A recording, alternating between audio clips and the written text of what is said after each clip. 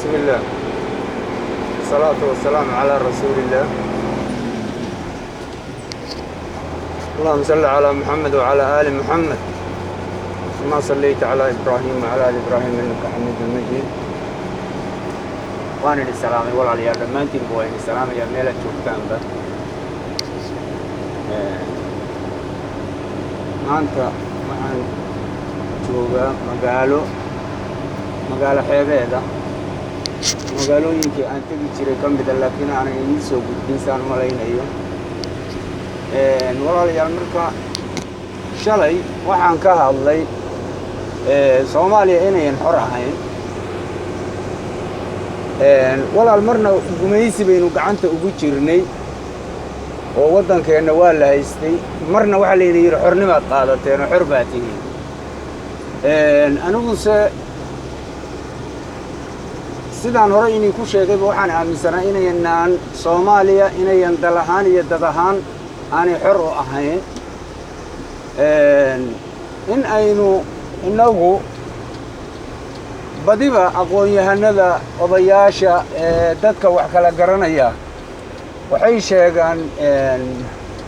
in aynu inagu isbaabi'inay aan layna baabi'inin. kelmaddaasna waa ka soo horjeeda aniga isma aynaan baabi'in inagu baan leeyahay, balse dib taas hadda mawduucay ka hadli mayo. walaalayaal diin ahaan horta marka ugu horraysa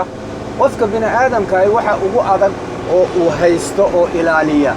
waa diintiisa. diinteenna xaniifka ah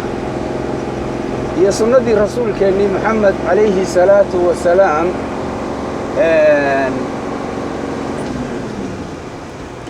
ma ahan xor uma nihin. haddaan in iraahdo xor uma nihin diinteenna, waxaa laga yaabaa dad badani inay isweydiiyaan oo yidhaahdaan sidee baynaan xor ugu ahayn, seenan diinteyda xor ugu ahayn. iyadana waa faahfaahinaya. Soomaaliya marka gumaysi baa ku soo duulay. taariikhda sida aynu ku ognahay ama aynu ka akhrinayba qarnigii 15aad yacni 1500 iyo markay taariikhdu ahayd 40kii baan u malaynayaa baa la yidhaahdaa Axmed Gurey wuxuu xoreeyey dhulka hadda Soomaali galbeed loo yaqaano ama Soomaali Itoobiya sida ay Shaca iyo Biyo-Qaboobe, Harar, magaalooyinkii macnaha waa ninkii Bortuqiiska kula diriray. wuxuu kula diriray Bortuqiiska wuxuu kula diriray waddanka Itoobiya uu hiilinayay baa la yidhaahdaa iyo nimankii qoomiyadihii diinta masiixiga haystay oo markaa halkaa deganaa waana lagu jebiyey. marka anigu waqtiyadaas baan u filayaa waqtiyada layna ku soo duulay oo dalkeenna dal ahaanna laynoo gumaystay, dad ahaanna laynoo kala qaybiyey, aqoon ahaanna cilmigeennii diineed oo aynu haysanay aynu halkaa ku weynay. markaan marka ka hadlo walaalayaal markaan ka hadlo dalkeennu wakhtigaa muddadaa intii ka dambaysay ma ahayn dal xor ah, ama hadduu aynu qoraahdeenna maamulka dalkeenna iyo diinteenna aynu xor u nahay.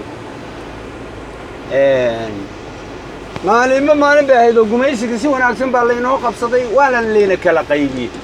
markii layna kala qaybiyeyna gumaystayaashii soo duulay, mustacmaradii soo duushay waddan walba way qabsadeen oo qolay waxay yidhaahdeen gobol waddan bay u qaybsadeen ilaa laga soo reebay inta yaroo haatan aynu nidhaahno Soomaaliya inta xorta ah. Soomaaliya in xorihii ma jirtaan idile sababto waxaan xor u ahayn dawladaha xornimada haystaa maamulka dalkooda afkaartooda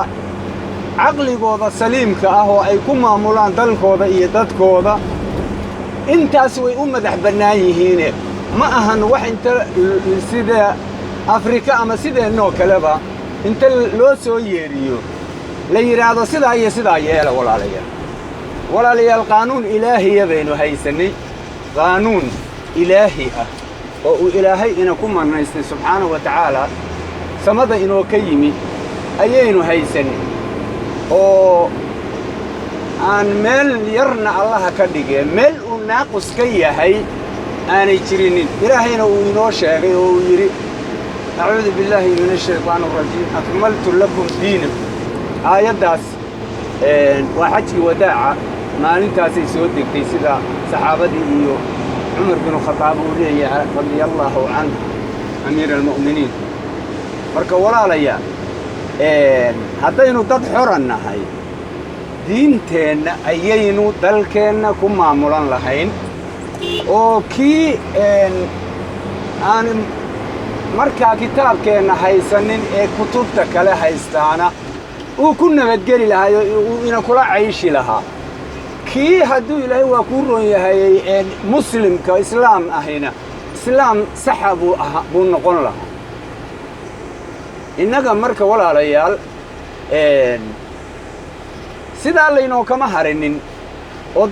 dastuur iyo intii yarayd oo hartay ayaa firqooyin loo kala bixiyey waxaan maqlay oo ku garaadsaday iyadoo la yidhaahdo ikhwaanu muslimiin waxaa beddeshay haddana iyadoo la leeyahay waxaa la leeyahay itixaad wakhtigaas baan anigu waddanka ka soo kacay itixaadku markaa magacaasi uu inoo bilowday intii ka dambaysana tabliiq iyo hadduu ilaahay waa kuu roon yahay waxyaabo badan oo aanan anigu marakan aanan halkan ku soo koobi karin ama seba firqooyinka iyo aanan diyaar u ahayn inaan xaaliyan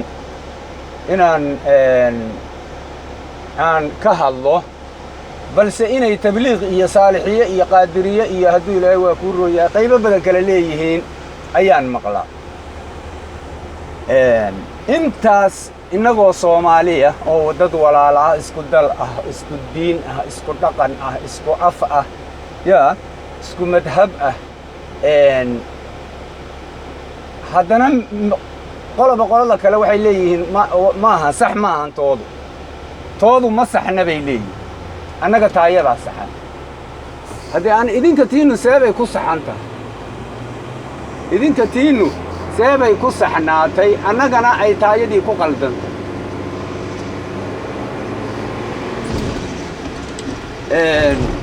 mase laba diinood baynu kala lahayn oo aynu kala haysannay laba diinood iyo laba kitaab ama saddex kitaab baynu kala haysannay goormaa diinta yaa kala qaybiyey xaggay ku qoran tahay madhabaha kan iyo hadduu ilaahay waa kuu roon yahay magacanyada tan laynoo kala qaybiyey xaggee bay kaga qoran yihiin kitaabkeenna sunnatullah wa rasuulahu calayhi salaatu wasalaam uun baynu haysannay waxay intaa ka soo haray oo diin ku saabsani waa wax dad oo macnaha iyagu markaas inay cibaadaystaan oo ilaahay u cibaadaystaan doonayey ay faafiyeen weeye marka walaalayaal diintii sidaa loo kala qaybiyey laynoo kagama harinin oo warqolo weliba waxa ay aaminsan tahay isku maamusho laynooma daynin waxa laynoo sameeyey dastuur buugaag baa laynoo soo qoray waxa ayaan darre ah oo ayaan darre aad u weyn aniga aan u arkaa dadku way heshiiyaan wixii wanaagsan bayna ku heshiiyaan laakiin markii nin mas'uul ah oo dawladdii dalka xukumaysay maamulkii nin hayey ama leh waxaan ahay sharci dejiyaan ahay oo waa sharci dejiye ninkaani sharciga ilaahay baa inoo dejiyey ilaahay sharcigiisii ciddii wax ka baxsan keenta wax la lowlama ama lagula dhaqmo ama beddesha haddee taa ilaahay baa kala xisaabtami doona anigu islaamnimadooda iyo hadduu camalkooda ma faragelinayo laakiin inaanay aniga bannaanayn baan u malaynayaa culimmadana waynu weydiin karnaa anigu wadaad maahayo diinta waa layga badiyaa balse oday waxaan ahay muddo dheer soo jiray oo waayo araga ummado badanna arkay oo la dhaqmay ama la sheekaystay ama la shaqeeyey oday waayeela warkiisa uun baan hayaa anigu carabtuna waxay tidhaahdaa laa tas'al tabiib as'al mujarab marka waxa weeye walaalayaal diinteenni halkaasaa lagu xiray inaynu ku dhaqanno waa laynoo diiday keliyaho waxa laynoo ka reebay waxaa la yidhi naagaha keliya ha ku mehersadaan yacni diinteennii xaniifka ahayd waxaa ka haray inaynu ilmaha yaryarka ah nidhaahno warya kac dugsiga qur-aanka aad ama hooyadiiba ay kaxayso odayaashii dee in badan baaba dayacday mas-uuliyaddoodii ay tidhaahdo waryaa dugsiga qur-aanka aad waryaa sidaan yeel ma garatay marka waxaynoo ka haray diinteennii naagaha inaynu ku mehersanno iyo inaynu ilmaha yaryarkaan nidhaahno dugsi qur-aankii ma aaday maxaa laguu soo dhigay innagiina aynu dayacnay diinteenni iyo mas-uuliyaddiina ka saarnayd marka walaalayaal waxaa weeye diintii sidaasay noqotay wax badan baana ka hadli doonaa insha allaahu qaybtan maanta intaas ayaan ku soo gebagabaynayaa waxaan idin leeyahay idinkaga tegayaa assalaamu calaykum waraxmat ullaahi wabarakaatuh kullu caam wa antum bikhayr insha allah saxa wasalaam